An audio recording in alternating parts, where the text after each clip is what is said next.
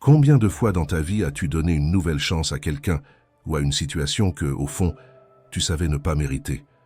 Je pense que nous sommes tous passés par là. Et le résultat, souvent, c'est cette déception qui fait mal et qui affaiblit petit à petit notre confiance, autant en les autres qu'en la vie. Mais, et si cette fois, au lieu de donner une nouvelle chance aux autres, tu te la donnais à toi-même?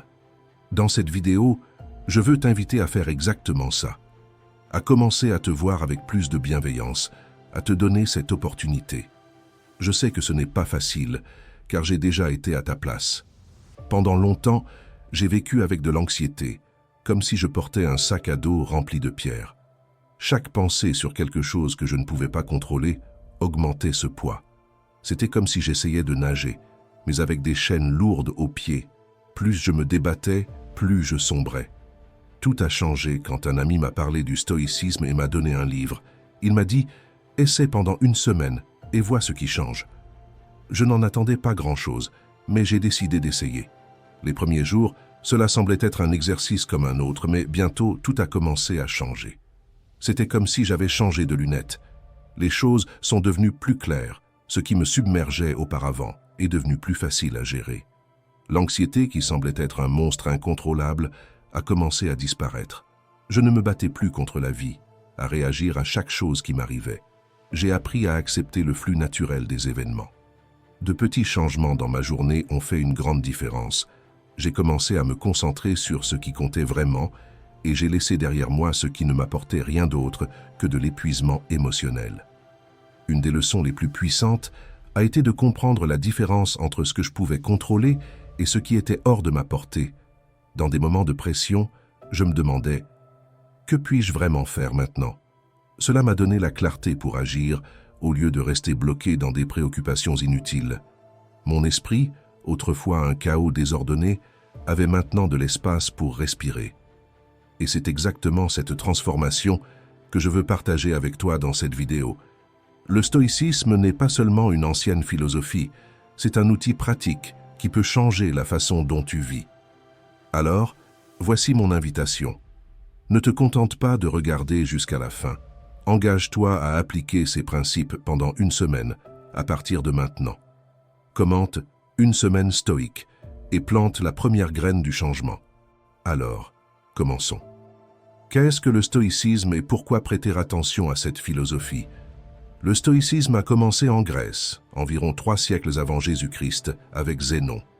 Il était un riche marchand, mais il a perdu toute sa fortune lors d'un naufrage.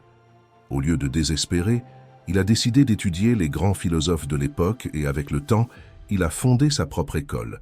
Le stoïcisme a attiré aussi bien les riches que les pauvres, les puissants et les gens ordinaires, tous en quête d'une vie meilleure. L'objectif principal du stoïcisme était de promouvoir la vertu et le bonheur, même dans les moments difficiles. Pour les stoïciens, la vie ne consistait pas à éviter les problèmes, mais à trouver la paix et l'équilibre, quelles que soient les circonstances. Ils voyaient la philosophie comme un voyage à la recherche de la sagesse, c'est-à-dire en comprenant nos faiblesses humaines et en essayant de nous rapprocher de la sagesse divine. Les stoïciens divisaient la connaissance en 3 parties principales, logique, physique et éthique. Logique, c'était comme un outil pour comprendre le monde. D'abord, nous utilisons nos sens pour percevoir ce qui nous entoure. Ensuite, notre esprit analyse ces informations et la raison nous aide à décider ce qui est vrai. La logique nous permet de voir les choses plus clairement. Pour les stoïciens, la physique explique comment tout a commencé. Ils croyaient qu'une force divine, autrement dit Dieu, est présente dans tout l'univers, contrôlant tout. L'éthique était le guide pour bien vivre. Pour les stoïciens, le bonheur venait de vivre de manière vertueuse, en étant juste, courageux, sage et équilibré, et en harmonie avec la nature. Ces 3 parties aidaient à construire la vision du monde des stoïciens de manière pratique et accessible. Et ce qui m'a le plus marqué dans le stoïcisme, c'est la manière dont ils surmontaient les émotions nuisibles.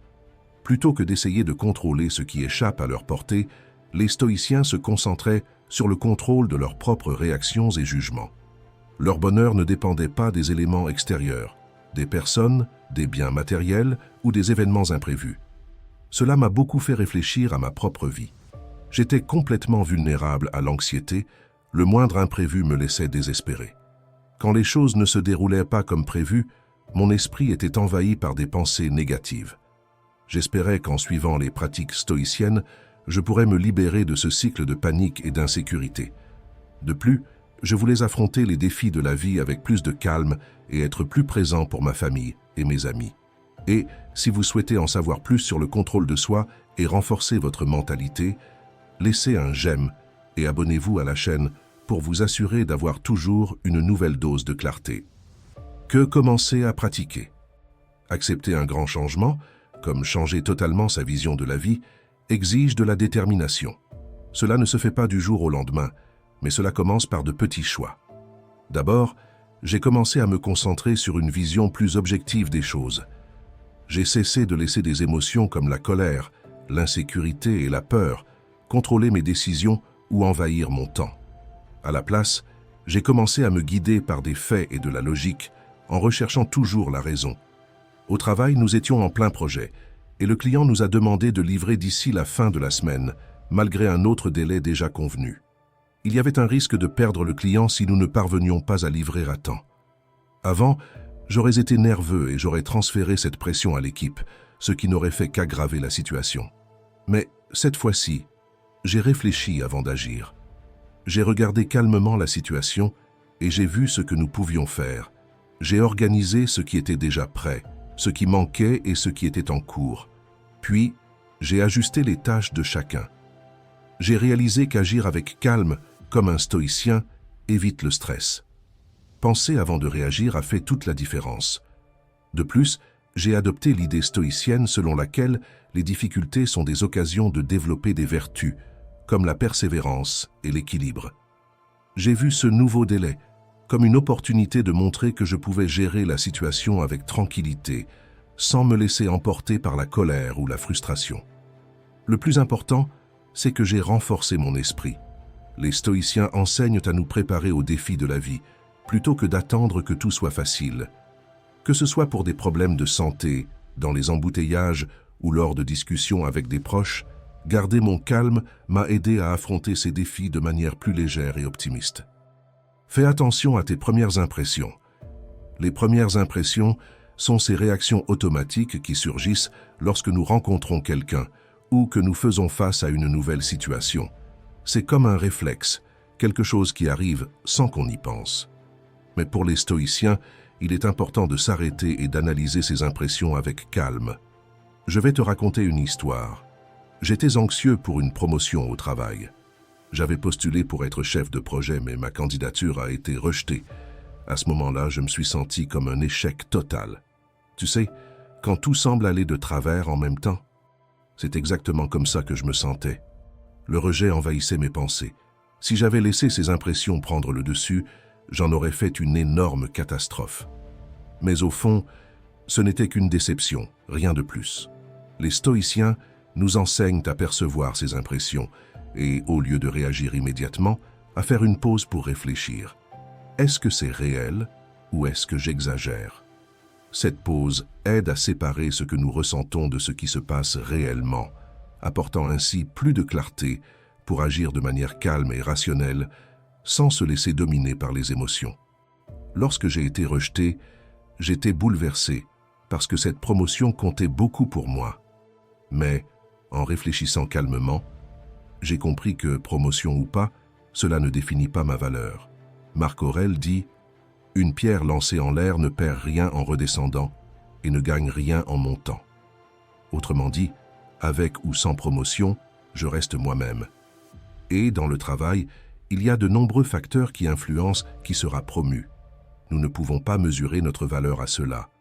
J'ai patiemment attendu que mon supérieur me donne un retour sur ce que je pourrais améliorer. Et cela m'a aidé à mieux me préparer pour la prochaine opportunité. Et si tu connais quelqu'un qui a besoin d'entendre cela, partage cette vidéo avec lui. Cela pourrait être le coup de pouce dont il a besoin pour entamer son changement. Comprenez ce que vous pouvez ou ne pouvez pas contrôler. Les stoïciens parlent de la dichotomie du contrôle. Ils expliquent que, dans la vie, certaines choses sont sous notre contrôle, tandis que d'autres échappent à notre portée. Un exemple de cela est la santé. Je peux choisir de bien manger, de faire de l'exercice et de prendre soin de mon corps. Cela est sous mon contrôle. Mais si j'attrape une grippe ou si je tombe malade, cela ne dépend plus de moi. Il en va de même pour l'argent. Je peux choisir comment dépenser et être organisé. Ces décisions m'appartiennent. Mais je ne contrôle pas l'inflation, le prix de l'essence ou la valeur des actions en bourse. Cela vaut aussi pour qui je suis. Je peux être honnête et fidèle à mes principes, mais l'opinion que les autres ont de moi est totalement hors de mon contrôle. Je me souviens d'une fois où je me suis senti méprisé par des amis en qui j'avais confiance. Je voulais me plaindre, me confier sur leur manque de considération, mais j'ai réalisé que cela ne ferait que m'épuiser. J'ai décidé de me concentrer sur de nouvelles amitiés qui apprécièrent ma présence. Avec le temps, j'ai réalisé que j'avais plus de contrôle que je ne l'imaginais. J'ai commencé à réfléchir avant de parler et à chercher des solutions, à mieux organiser mon temps, plutôt que de m'inquiéter ou de me plaindre. Le plus important a été d'arrêter de revivre mentalement des situations négatives, ce qui me fatiguait auparavant. Penser comme un stoïcien n'a pas seulement amélioré ma vie, mais a transformé ma façon d'aborder mes journées. J'ai compris que ma paix intérieure ne dépend pas des circonstances, mais de la façon dont je choisis d'y réagir. Imaginez le pire scénario. Penser au pire scénario peut sembler effrayant, mais en réalité, cela aide à voir les choses plus clairement et rend les problèmes difficiles plus faciles à affronter. Les stoïciens appelaient cela la visualisation négative. L'idée est simple. Anticiper les défis, se préparer à ce qui pourrait mal tourner et être prêt à gérer la situation. Ceux qui souffrent d'anxiété comme moi exagèrent souvent cet exercice. Au lieu de se préparer, l'esprit commence à créer des scénarios catastrophiques, croyant que tout va mal se passer, ce qui augmente l'inquiétude et l'anxiété. Pour les stoïciens, la visualisation négative doit être faite à des moments précis. Lorsqu'elle est utilisée correctement, elle offre deux avantages importants. Premièrement, nous réalisons que de nombreux problèmes semblent plus importants qu'ils ne le sont vraiment, parce que nos émotions les amplifient. Quand nous les regardons calmement, ils ne sont pas si graves. Deuxièmement, nous nous préparons mentalement à ce qui pourrait réellement arriver. Il ne s'agit pas d'attendre que le pire se produise, mais d'être prêt au cas où. Penser à un mauvais résultat nous prépare mentalement à l'affronter, si nécessaire. Par exemple, penser à la possibilité de perdre mon revenu me rappelle de mieux gérer mes finances. Ce qui auparavant semblait ennuyeux, comme faire un budget, devient maintenant essentiel. Ou quand je pense à être malade dans la vieillesse, cela me motive à prendre soin de ma santé dès maintenant. Faire face à ces scénarios de temps en temps me rend plus préparé à agir avec sagesse si quelque chose tourne mal. Ignorer ces possibilités ne les fait pas disparaître, et cela ne fait que nous rendre plus vulnérables lorsque les problèmes surgissent. C'est pourquoi nous ne devons pas nous bercer d'un optimisme superficiel en pensant que rien ne tournera mal dans nos vies.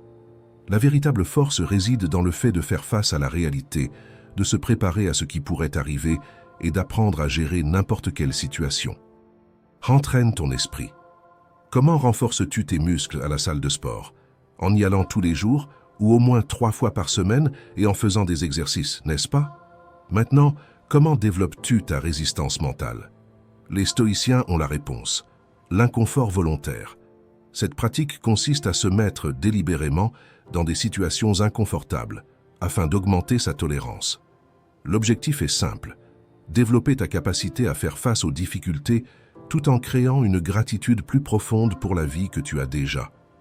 Il ne s'agit pas de se punir, mais de se renforcer. Le but n'est pas de compliquer la vie, mais d'améliorer ta capacité à relever les défis avec calme. Lorsque tu t'exposes à de petits inconforts, non seulement tu testes tes limites physiques et émotionnelles, mais tu construis également une mentalité résiliente et apprends à mieux apprécier les bonnes choses de la vie. J'ai commencé à incorporer ces petits défis dans ma routine, et avec le temps, j'ai remarqué que le reste de ma vie est devenu plus léger et plus facile à affronter. Pourquoi faire de même? Pour entraîner ton esprit, tout comme tu entraînes tes muscles. Après tout, l'esprit a également besoin d'exercice pour acquérir de la résistance. Beaucoup de gens s'effondrent quand quelque chose tourne mal, mais en pratiquant l'inconfort volontaire, tu deviens mentalement plus fort et prêt à affronter ce que la vie te réserve. Lorsque tu te défies volontairement, tu te prépares à l'imprévu, restant solide là où d'autres pourraient s'effondrer. Valorise vos connexions. Aujourd'hui, notre culture valorise beaucoup l'individualisme. Nous sommes toujours connectés par les réseaux sociaux, mais en réalité, beaucoup d'entre nous sont de plus en plus éloignés des environnements que nous partageons. Nous y sommes présents, mais pas vraiment. Les stoïciens, cependant, avaient une vision bien différente. Ils croyaient que nous étions tous connectés en tant que membres d'une communauté plus large. Ce sont eux qui ont inventé le mot « cosmopolite », qui signifie « citoyen du monde ». Pour eux, chacun de nous a un rôle important à jouer dans le monde. Ce que nous faisons n'affecte pas seulement nous-mêmes, mais aussi les personnes qui nous entourent. C'est pourquoi les stoïciens nous rappellent que nous devons agir de manière éthique et responsable, toujours en pensant au bien de tous.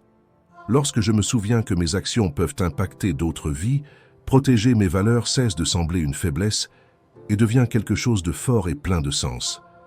Les stoïciens croyaient également au lien entre l'esprit et le corps. Ils voyaient ces deux choses comme inséparables. Prendre soin de l'esprit est tout aussi important que de prendre soin du corps et de l'âme. Quand j'ai compris cela, j'ai commencé à changer mes habitudes. De la même manière que j'ai appris à contrôler mon esprit, j'ai commencé à prendre soin de mon alimentation et à faire de l'exercice. Cette idée que tout est connecté est essentielle dans le stoïcisme. Elle nous rappelle que nos actions ont des conséquences et que nous sommes toujours liés au monde qui nous entoure. Cela nous enseigne à apprendre du passé, à vivre pleinement le présent et à nous préparer pour l'avenir. L'interconnexion dans le stoïcisme est un outil puissant pour apporter paix et sérénité. Chaque acte de bonté que nous faisons plante des graines de paix dans les vies que nous touchons. Comprenez l'impact de vos actions. Rien n'est gaspillé. Concentre-toi sur ta vertu et ton caractère. Les stoïciens mesurent la sagesse non pas par le succès ou la reconnaissance de quelqu'un, mais par la constance de son caractère. Lorsque tu cherches seulement la gloire ou les réalisations, tu finis par être prisonnier d'habitudes, de pensées et de comportements impulsifs et vides. J'ai arrêté de me critiquer parce que j'avais moins d'abonnés et de vues que d'autres personnes.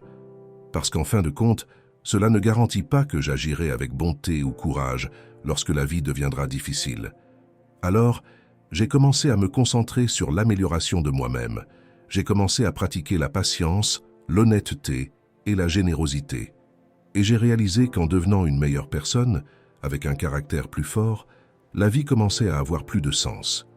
Beaucoup de l'angoisse et du découragement que je ressentais tous les jours ont commencé à diminuer. Et cela m'a permis de remarquer et d'apporter quelque chose à la vie de ceux qui m'entourent. Nous avons tous cette version idéale de nous-mêmes en tête, cette version qui mange mieux, qui est plus organisée financièrement, qui fait de l'exercice, qui est plus patiente et présente. Cette version qui contribue vraiment et qui n'a pas peur de montrer son potentiel.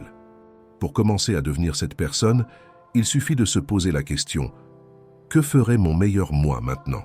Par exemple, mon meilleur moi regarderait-il de la pornographie?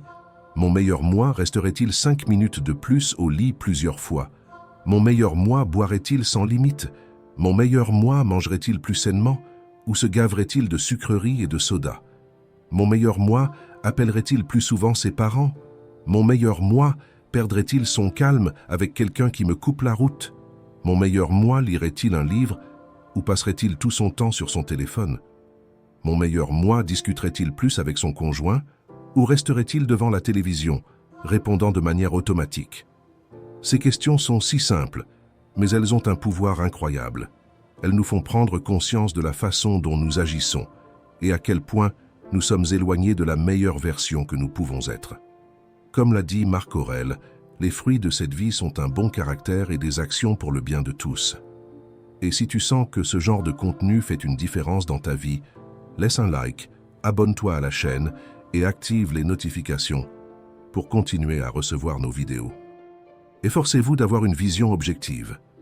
Le dernier habitus stoïcien consiste à apprendre à garder une vision claire et objective de nous-mêmes et de ce qui se passe autour de nous, sans victimisation, auto-apitoiement, arrogance ou vanité. Cela signifie ne pas se placer ni au-dessus ni en dessous des autres, mais se voir tel que l'on est vraiment. J'ai remarqué que la méditation et l'habitude d'écrire dans mon journal m'ont aidé à voir les choses de manière plus calme avant de réagir. Chaque soir, j'écris sur ce que j'ai ressenti et comment j'ai réagi à certaines situations. Cela m'aide à comprendre si la situation m'a causé de la colère, de la peur ou de l'insécurité. Quand je décris comment j'ai réagi, je peux voir si j'ai agi par impulsion ou si j'ai vraiment pris le temps de réfléchir avant de prendre une décision. Ce processus de réflexion est essentiel pour garder l'esprit clair et éviter des réactions et des paroles qui me font regretter par la suite. Quand je me sens submergé, j'ai l'habitude de me demander « Que dirais-je à un ami qui traverserait cela ?» Voir ma vie de l'extérieur, comme si j'étais quelqu'un d'autre, m'aide à éliminer les émotions confuses et à trouver des solutions plus simples et rationnelles, celles que je donnerais à quelqu'un que je voudrais aider. Cette manière de regarder les choses de façon objective m'a renforcé et m'a appris à faire face aux défis de manière plus calme et équilibrée.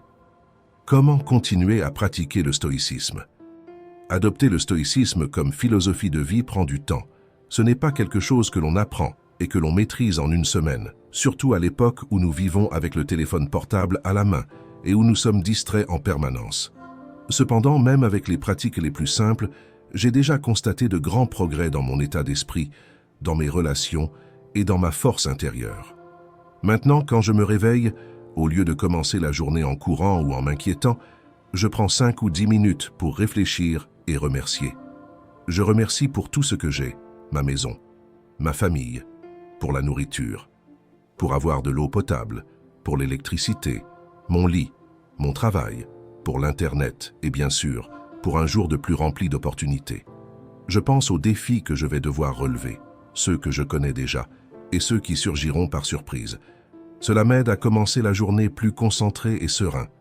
Comprendre ce que je peux ou ne peux pas contrôler ne signifie pas que je vais cesser de m'intéresser aux choses que je ne maîtrise pas, mais plutôt que j'apprends à diriger mon énergie là où je peux agir et obtenir des résultats.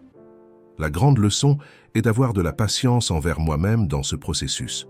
Petit à petit, mon premier réflexe cesse d'être l'émotion pour devenir la réflexion. C'est pourquoi la persévérance est si importante. Des contretemps vont survenir, mais il est essentiel de garder son calme et de continuer avec détermination. Au final, lorsque vous faites consciemment des efforts pour changer, vous commencez à réellement changer, et cela apporte des résultats concrets dans votre vie. En une semaine de pratique du stoïcisme, je me suis senti une personne totalement différente, de manière positive. Et si vous doutez que des concepts si simples puissent vraiment fonctionner, je vous encourage à essayer. Vous n'avez rien à perdre et tout à gagner avec cette expérience. Commentez « Une semaine stoïque » si vous êtes arrivé jusqu'ici et commencez à penser et à agir de manière stoïque. Merci d'avoir regardé.